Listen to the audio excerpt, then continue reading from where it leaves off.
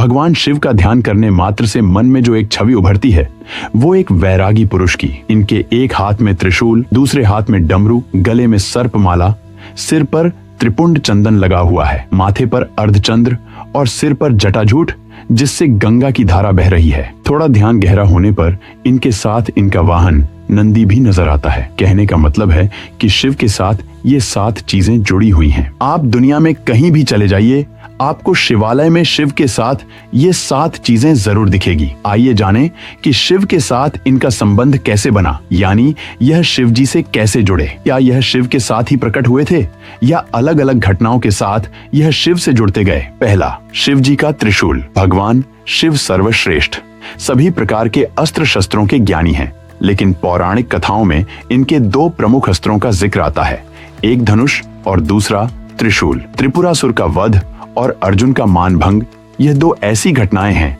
जहां शिव जी ने अपनी धनुर्विद्या का प्रदर्शन किया था, जबकि त्रिशूल का प्रयोग शिव जी ने कई बार किया है। त्रिशूल से शिव जी ने शंखचूर का वध किया था, इसी से गणेश जी का सिर काटा था और वाराह अवतार में मोह के जाल में फंसे विष्णु जी का मोह भंग कर बैकुंठ जाने के लिए विवश किया था। इस तरह आया शिव जी के हाथों में त्रिशूल। भगवान शिव के धनुष के बारे में तो यह कथा है कि इसका आविष्कार स्वयं शिव जी ने किया था, लेकिन त्रिशूल कैसे इनके पास आया, इस विषय में कोई कथा नहीं है। माना जाता है कि सृष्टि के आरंभ में ब्रह्मनाद से जब शिव प्रकट हुए तो साथ ही रज, तम, सत, यह तीनों गुण भी प्रकट हुए। यही तीनों गुण शिव जी के 3 शूल यानी त्रिशूल बने। दूसरा, शिव जी का डमरू।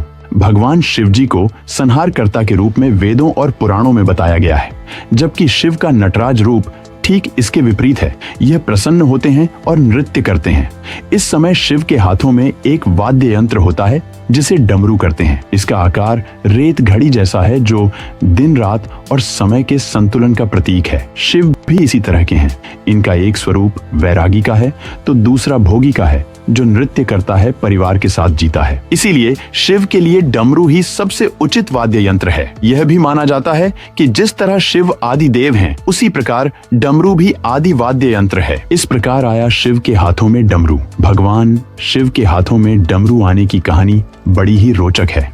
सृष्टि के आरंभ में जब देवी सरस्वती प्रकट हुई, तब देवी ने अपनी वीणा के स्वर से सृष्टि में ध्वनि जो जन्म दिया, लेकिन यह ध्वनि सुर और संगीत विहीन थी। उस समय भगवान शिव ने नृत्य करते हुए 14 बार डमरू बजाए और इस ध्वनि से व्याकरण और संगीत के धुन ताल का जन्म हुआ। कहते हैं कि डमरू ब्रह्म का स्वरूप है जो दूर से विस्तृत नजर आता है, लेकिन जैसे जैसे ब्रह्म के करीब पहुंचते हैं वह संकुचित हो दूसरे सिरे से मिल जाता है और फिर विशालता की ओर बढ़ता है। सृष्टि में संतुलन के लिए इसे भी भगवान शिव अपने साथ लेकर प्रकट हुए थे। तीसरा, शिव के गले में विषधर नाग कहां से आया। भगवान शिव के साथ हमेशा नाग होता है। इस नाग का नाम है वासुकी।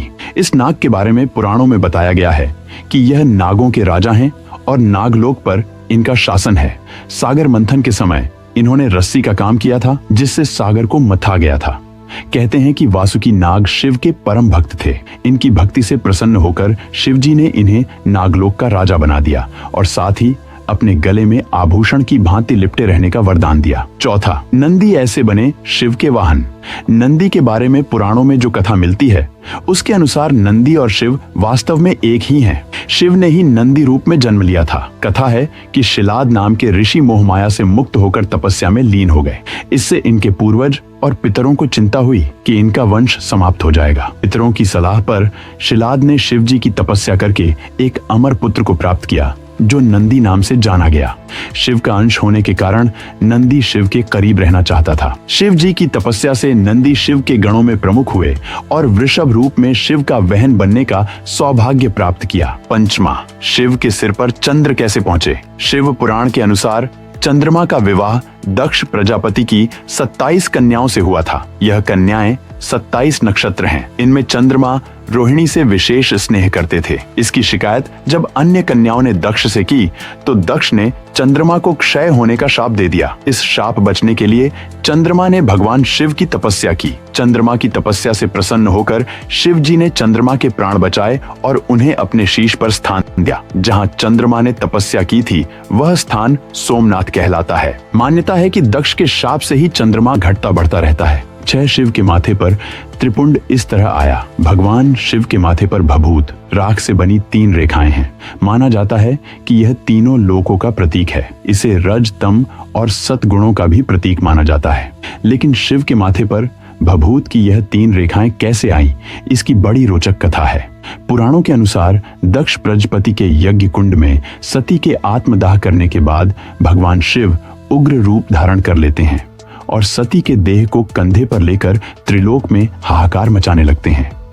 अंत में विष्णु चक्र से सती के देह को खंडित कर देते हैं। इसके बाद भगवान शिव अपने माथे पर हवन कुंड की राख मलते और इस तरह सती की याद को त्रिपुंड रूप में माथे पर स्थान देते हैं। 7वां, इस तरह शिव की जटा में समाई गंगा। भगवान शिव के माथे पर गंगा के विराजमान होने की घटना का संबंध राजा भगीरथ से माना जाता है। कथा है कि भगीरथ ने अपने पूर्वज सगर के पुत्रों को मुक्ति दिलाने के लिए गंगा को स्वर्ग से पृथ्वी पर उतारा था। लेकिन इस कथा के पीछे कई कथाएं हैं जिनसे भगीरथ का प्रयास सफल हुआ। कथा है कि ब्रह्मा की पुत्री गंगा बड़ी मनमौजी थी। एक दिन दुर्वासा ऋषि जब नदी में स्नान करने आए तो हवा से उनका वस्त्र उड़ गया और तभी गंगा हंस पड़ी। क्रोधी दुर्वासा ने गंगा को शाप दे दिया कि तुम धरती पर जाओगी और पापी तुम में अपना पाप धोएंगे।